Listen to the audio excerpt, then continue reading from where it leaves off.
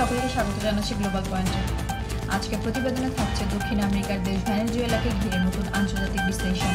বিশ্লেষকরা বলছেন, যুক্তরাষ্ট্র ও ভেনেজুয়েলার সম্পর্ক এখন এমন এক পর্যায়ে দাঁড়িয়েছে যেখানে প্রতিটি কূটনৈতিক পদক্ষেপের প্রভাব পড়ছে বৈশ্বিক রাজনীতি ও জ্বালানির বাজারে। 2025 সালের শেষ দিকে এসে ভেনেজুয়েলা আবারও আন্তর্জাতিক আলোচনার কেন্দ্রে। প্রেসিডেন্ট নিকোলাস মাদুরো সম্প্রতি ঘোষণা করেছেন যে তিনি আসন্ন জাতীয় নির্বাচনে পুনর্নির্বাচনের জন্য প্রতিদ্বন্দ্বিতা করবেন।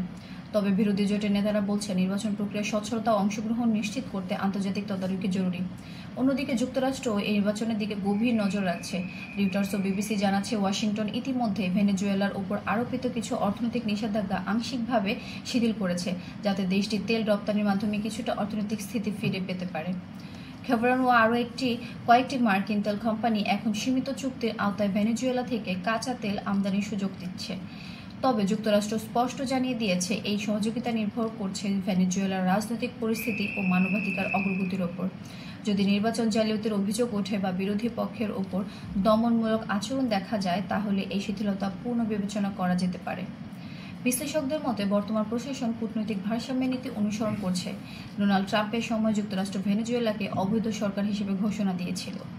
অন্যদিকে জো বাইডেন প্রশাসন এখন কড়া ভাষার পরিবর্তে আলোচনাকে গুরুত্ব দিচ্ছে।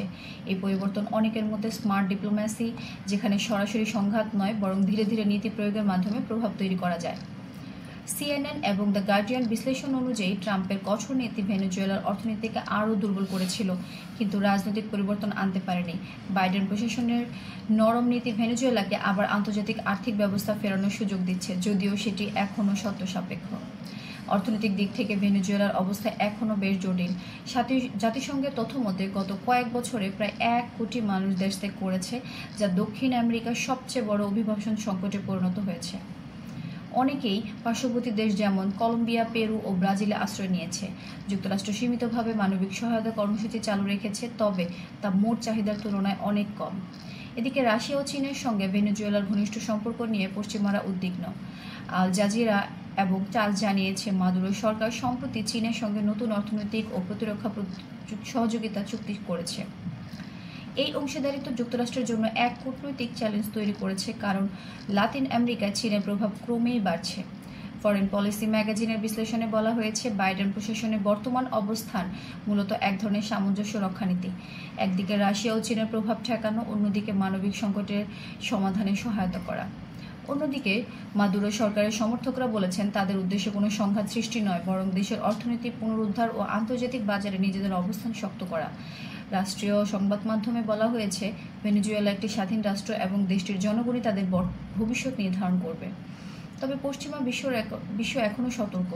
যুক্তরাষ্ট্র ও ইউরোপীয় ইউনিয়ন জানিয়েছে, তারা ভেনেজুয়েলার অভ্যন্তরীণ রাজনীতিতে হস্তক্ষেপ করবে না, কিন্তু যদি মানবিক পরিস্থিতি আরও অবনতির দিকে যায়, তাহলে নতুন নিষেধাজ্ঞা ও আন্তর্জাতিক সংলাপের প্রস্তাব উত্থাপন করা যেতে পারে।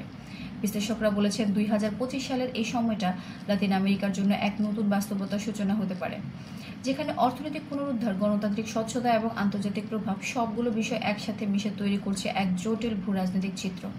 সবশেষে বলা যায়, ভেনেজুয়েলা এখন এক সংবেদনশীল মোড়ে দাঁড়িয়ে। একদিকে রাজনৈতিক পুনর্গঠন ও আন্তর্জাতিক সহযোগিতার নতুন সম্ভাবনা, অন্যদিকে পুরনো আস্থাহীনতা ও অর্থনৈতিক চাপ। বিশ্বের দৃষ্টি এখন সেদিকে। এই পরিবর্তন লাতিন আমেরিকার ভবিষ্যৎকে কেমনভাবে প্রভাবিত করে, সেটা এখন সময়ের অপেক্ষা।